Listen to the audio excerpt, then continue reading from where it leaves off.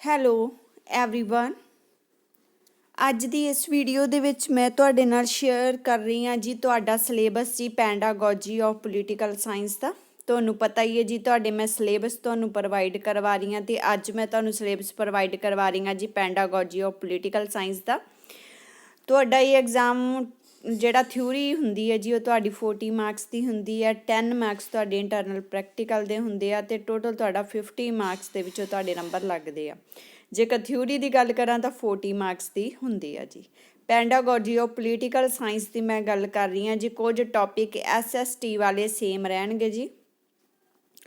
ਸੋ topic ਤੁਸੀਂ SST ਦੇ ਵਿੱਚ ਜੋ ਮੈਂ ਵੀਡੀਓਜ਼ ਕਰਵਾਈਆਂ ਹੋਈਆਂ ਨੇ, ਜੋ ਨੋਟਸ ਪ੍ਰੋਵਾਈਡ ਕਰਵਾਏ ਹੋਏ ਨੇ, ਉਹੀ ਤੁਹਾਡੇ ਲਈ ਹੈਲਪਫੁਲ ਜਿਹੜੇ ਰਹਿਣਗੇ ਜੀ। ਪੈਂਡਾਗੋਜੀ ਆਫ ਪੋਲੀਟੀਕਲ ਸਾਇੰਸ ਦੇ ਵਿੱਚ ਵੀ ਕਿਹੜੇ ਟੌਪਿਕ ਆ ਜੀ ਸੇਮ, ਉਹ ਮੈਂ ਤੁਹਾਨੂੰ ਜ਼ਰੂਰ ਦੱਸਾਂਗੀ ਜੀ। ਆਪਾਂ ਸਟਾਰਟ ਕਰਦੇ ਹਾਂ ਜੀ। ਤੁਹਾਡਾ ਕਿਹੜਾ ਜਿਹੜਾ ਸਿਲੇਬਸ ਹੈ ਜੀ, ਅਲੱਗ ਤੋਂ ਜਿਹੜੀ ਪਲੇਲਿਸਟ ਬਣੀ ਹੋਈ ਹੈ ਜਿਸ ਦੇ ਵਿੱਚ ਤੁਹਾਨੂੰ ਕੁਐਸਚਨ ਪੇਪਰ ਮਿਲ ਜੂਗਾ, ਸਿਲੇਬਸ ਮਿਲ ਜੂਗਾ, ਟਿਪਸ ਵਗੈਰਾ ਮਿਲ ਜਾਣਗੇ ਪੋਲੀਟੀਕਲ ਸਾਇੰਸ ਦੇ ਨਾਲ ਸੰਬੰਧਿਤ। ਬਾਕੀ ਤੁਹਾਨੂੰ ਪਤਾ ਹੀ ਜੀ ਨੋਟਸ ਕੰਪਲਸਰੀ ਸਬਜੈਕਟ ਦੇ ਤੁਹਾਨੂੰ ਮਿਲ ਜਾਣਗੇ, ਤੁਸੀਂ ਬਾਈ ਕਰ ਸਕਦੇ ਹੋ। ਸੋ ਪੈਂਡਾਗੋਜੀ ਆਫ ਪੋਲੀਟੀਕਲ ਸਾਇੰਸ ਦੇ ਮੈਂ ਸਿਲੇਬਸ ਤੁਹਾਨੂੰ ਜਿਹੜਾ ਇਹ ਸ਼ੇਅਰ ਕਰ ਰਹੀ ਹਾਂ ਜੀ ਤੁਹਾਡੇ ਨਾਲ। ਇਹਦੇ ਵਿੱਚ ਯੂਨਿਟ 1 ਹੈ ਜੀ, concept, aims and objective of pedagogy of political science civics. So ਹਰ ਇੱਕ ਦੇ ਵਿੱਚ 3 ਪਾਰਟ ਹੈ, ਤੁਹਾਨੂੰ ਪਤਾ ਹੀ ਹੈ ਜੀ। ਕੋਈ ਇੱਕ ਕਰ ਲਓ ਸ਼ਾਰਟ ਦੇ ਲਈ ਤੇ 2 ਕਰ ਲਓ ਲੌਂਗ ਦੇ ਲਈ। ਸੋ ਹੁਣ ਤੁਸੀਂ ਕੀ ਕੁਝ ਪੜ੍ਹਨਾ ਹੈ ਜੀ। ਪਾਰਟ A ਦੇ ਵਿੱਚ concept, scope and nature of political science. Political science ਜਾਂ ਸਿਵਿਕਸ ਦਾ ਤੁਸੀਂ ਕਨਸੈਪਟ ਪੜ੍ਹਨਾ ਹੋਊਗਾ ਜੀ, ਸਕੋਪ ਪੜ੍ਹਨਾ ਹੋਊਗਾ ਤੇ ਨੇਚਰ ਪੜ੍ਹਨਾ ਹੋਵੇਗਾ।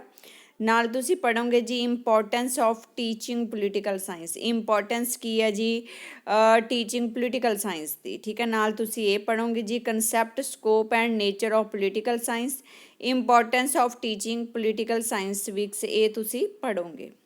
ਸੋ B ਦੇ ਵਿੱਚ ਤੁਸੀਂ ਪੜ੍ਹੋਗੇ ਜੀ correlation of political science civics with social science, language, mathematics, art and science.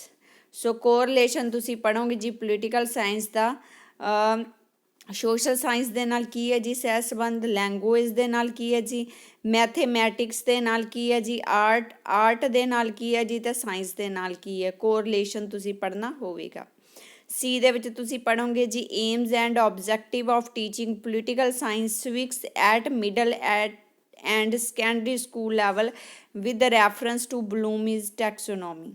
ਸੋ ਇਹਦੇ ਵਿੱਚ ਤੁਸੀਂ ਏਮਸ ਤੇ ਆਬਜੈਕਟਿਵ ਪੜ੍ਹੋਗੇ ਜੀ ਟੀਚਿੰਗ ਪੋਲੀਟੀਕਲ ਸਾਇੰਸ ਦੇ ਮਿਡਲ ਤੇ ਸੈਕੰਡਰੀ ਸਕੂਲ ਲੈਵਲ 'ਤੇ ਪੜ੍ਹੋਗੇ ਤੇ ਰੈਫਰੈਂਸ ਜਿਹੜਾ ਬਲੂਮਜ਼ ਟੈਕਸੋਨੋਮੀ ਦੇ ਰੈਫਰੈਂਸ ਦੇ ਵਿੱਚ ਤੁਸੀਂ ਪੜ੍ਹਨਾ ਹੋਵੇਗਾ, ਠੀਕ ਹੈ। ਇਹ ਹੈਗਾ ਜੀ ਤੁਹਾਡਾ ਸਿਲੇਬਸ ਯੂਨਿਟ 1 ਦਾ ABC ਪਾਰਟ ਹੈ ਜੀ। ਅੱਗੇ ਆ ਜਾਓ ਜੀ। ਯੂਨਿਟ 2 ਹੈ ਜੀ। ਯੂਨਿਟ 2 ਦੇ ਵਿੱਚ ਹੈ ਜੀ methods and techniques of teaching political science. Teaching political science ਦੇ ਮੈਥਡਸ ਕੀ ਨੇ, ਟੈਕਨੀਕਸ ਕੀ ਨੇ, ਇਹ ਜਿੰਨਾ ਵੀ ਟੌਪਿਕ ਹੈ ਜੀ ਸਾਰੇ ਦਾ ਸਾਰਾ ਸੋਸ਼ਲ ਸਟੱਡੀਜ਼ ਦੇ ਨਾਲ ਸੰਬੰਧਿਤ ਹੈ ਜੀ, ਠੀਕ ਹੈ। ਸੋ ਲਗਾ ਲਓ ਤੁਸੀਂ ਨਾਗਰਿਕ ਸ਼ਾਸਤਰ, ਇਹ ਸੋਸ਼ਲ ਸਟੱਡੀ ਦਾ ਇੱਕ ਪਾਰਟ ਹੈ, ਇਸ ਕਰਕੇ ਜਿਹੜਾ ਸਿਲੇਬਸ ਵੀ ਇਹਦਾ ਜਿਹੜਾ ਸੇਮ ਹੀ ਹੈਗਾ ਜੀ। ਸੋ ਯੂਨਿਟ 2 ਸਾਰੇ ਦਾ ਸਾਰਾ ਜਿਹੜਾ ਸੇਮ ਹੀ ਹੈ ਜੀ ਸੋਸ਼ਲ ਸਟੱਡੀਜ਼ ਵਾਲਾ। ਇਹਦੇ ਵਿੱਚ ਆ ਗਿਆ ਜੀ ਲੈਕਚਰ ਮੈਥਡ, ਡਿਸਕਸ਼ਨ ਮੈਥਡ। ਇਹ ਪਾਰਟ ਦੇ ਵਿੱਚ ਲੈਕਚਰ ਮੈਥਡ ਮੈਂ ਕਰਵਾਇਆ ਹੋਇਆ ਹੈ, ਡਿਸਕਸ਼ਨ ਮੈਥਡ ਵੀ ਕਰਵਾਇਆ ਹੋਇਆ, ਪ੍ਰੋਬਲਮ ਸੋਲਵਿੰਗ ਮੈਥਡ ਵੀ ਕਰਵਾਇਆ ਹੋਇਆ ਹੈ, ਪ੍ਰੋਜੈਕਟ ਮੈਥਡ ਵੀ ਕਰਵਾਇਆ ਹੋਇਆ, ਸੋਰਸ ਮੈਥਡ ਵੀ ਕਰਵਾਇਆ ਤੇ ਸੋਸ਼ਲਾਈਜ਼ਡ ਰੈਸੀਏਸ਼ਨ ਮੈਥਡ ਵੀ ਮੈਂ ਕਰਵਾਇਆ ਹੋਇਆ, ਠੀਕ ਹੈ ਜੀ। A ਤੇ B ਦੋਨੋਂ ਮੈਂ ਲੌਂਗ ਦੇ ਲਈ ਕਵਰ ਕਰਵਾਏ ਹੋਏ ਨੇ। ਇਹ ਤੁਹਾਨੂੰ ਮਿਲ ਜਾਣਗੇ ਜੀ ਨੋਟਸ ਸੋਸ਼ਲ ਸਟੱਡੀ ਵਾਲੇ ਜਿਹੜੇ ਨੋਟਸ ਦੇ ਵਿੱਚੋਂ, ਠੀਕ ਹੈ ਜੀ। Lecture method, discussion method, problem solving method, project method, source method and socialised recitation method, ਠੀਕ ਹੈ। C ਦੇ ਵਿੱਚ ਹੈ ਜੀ ਟੈਕਨੀਕਸ ਆਫ ਟੀਚਿੰਗ ਦਾ ਡਿਸਕ੍ਰਿਪਸ਼ਨ, ਸੁਪਰਵਾਈਜ਼ਰ ਸਟੱਡੀ, ਠੀਕ ਹੈ, jurisprudential inquiry, dramatisation, brainstorming and field trip. ਇਹ ਮੈਂ ਸ਼ਾਰਟ ਦੇ ਲਈ ਸਾਰੇ ਦੇ ਸਾਰੇ ਜਿਹੜੇ ਕਵਰ ਕਰਵਾਏ ਹੋਏ SST ਦੇ ਵਿੱਚ, ਠੀਕ ਆ। ਸੋਸ਼ਲ ਸਟੱਡੀ ਜੋ ਟੀਚਿੰਗ ਸਬਜੈਕਟ ਹੈ ਜੀ ਉਹਦੇ ਵਿੱਚ ਮੈਂ ਕਵਰ ਕਰਵਾਇਆ ਹੋਇਆ ਜੀ ਯੂਨਿਟ 2 ਸਾਰੇ ਦਾ ਸਾਰਾ। ਬਸ ਇਹਨੂੰ ਜਿਹੜਾ ਤੁਸੀਂ ਪੋਲੀਟੀਕਲ ਸਾਇੰਸ ਸਿਵਿਕਸ ਦੇ ਜਿਹੜਾ ਕੰਟਰਾਸਟ ਦੇ ਵਿੱਚ ਲਿਖਣਾ ਹੈ, ਬਸ ਇੰਨਾ ਹੀ ਫਰਕ ਹੈ। ਜਿੱਥੇ ਵੀ ਸਮਾਜਿਕ ਸਿੱਖਿਆ ਲਿਖਿਆ ਹੁੰਦਾ ਉੱਥੇ ਤੁਸੀਂ ਰਾਜਨੀਤੀ ਸ਼ਾਸਤਰ ਵਰਡ ਯੂਜ਼ ਕਰ ਲਓ, ਬਾਕੀ ਸਾਰੇ ਦੇ ਸਾਰੇ ਤੁਹਾਡੇ ਟੌਪਿਕ ਸੇਮ ਹੀ ਰਹਿਣਗੇ ਜੀ। ਇਹ ਸੀਗਾ ਜੀ ਤੁਹਾਡਾ ਯੂਨਿਟ 1 ਤੇ ਯੂਨਿਟ 2। ਅੱਗੇ ਆ ਜਾਓ ਜੀ ਤੁਸੀਂ ਯੂਨਿਟ 3 ਦੇ ਵੱਲ। ਸੋ ਯੂਨਿਟ 3 ਦੇ ਵਿੱਚ ਤੁਹਾਡਾ ਟੌਪਿਕ ਹੈਗਾ ਜੀ curriculums and trending learning material. ਇਹਦੇ ਵਿੱਚ ਤੁਹਾਡਾ ਏ ਪਾਰਟ ਬਣਦਾ ਜੀ political science civics curriculums at secondary stage features issues and recommendation of NCF 2005। So NCF 2005 ਦੇ ਬਾਰੇ ਦੇ ਵਿੱਚ ਜਿਹੜਾ ਤੁਸੀਂ ਪੜ੍ਹੋਗੇ ਉਹਦੇ ਫੀਚਰਸ ਪੜ੍ਹੋਗੇ, ਇਸ਼ੂਜ਼ ਤੇ ਰਿਕਮੈਂਡੇਸ਼ਨ ਪੜ੍ਹਨਾ ਤੁਸੀਂ political science civics curriculums and secondary stage. So ਨਾਗਰਿਕ ਸ਼ਸਤਰ ਦਾ ਜਾਂ ਰਾਜਨੀਤੀ ਸ਼ਸਤਰ ਦਾ ਜਿਹੜਾ ਕੁਰੀਕਲਮ ਹੈ ਸੈਕੰਡਰੀ ਸਟੇਜ ਤੇ ਉਹਦੇ ਫੀਚਰ, ਇਸ਼ੂ ਤੇ ਰਿਕਮੈਂਡੇਸ਼ਨ ਪੜ੍ਹਨੀਆਂ ਆਫ NCF 2005। ਬੀ ਦੇ ਵਿੱਚ ਹੈਗਾ ਜੀ resource for learning primary and secondary meaning examples advantage and limitations daily account of experience. ਇਹ ਬੀ ਸਾਰਾ ਪਾਰਟ ਹੀ ਕਰਵਾਇਆ ਹੋਇਆ ਮੈਂ। So resource for learning primary secondary meaning examples advantage and limitations daily account of experience. SST ਦੇ ਵਿੱਚ ਵੀ same ਹੀ ਹੈ ਜੀ, ਇਹ ਕਰਵਾਇਆ ਹੋਇਆ, ਉੱਥੋਂ ਤੁਹਾਨੂੰ ਜਿਹੜੇ ਨੋਟਸ ਹੈ ਜੀ ਮਿਲ ਜਾਣਗੇ।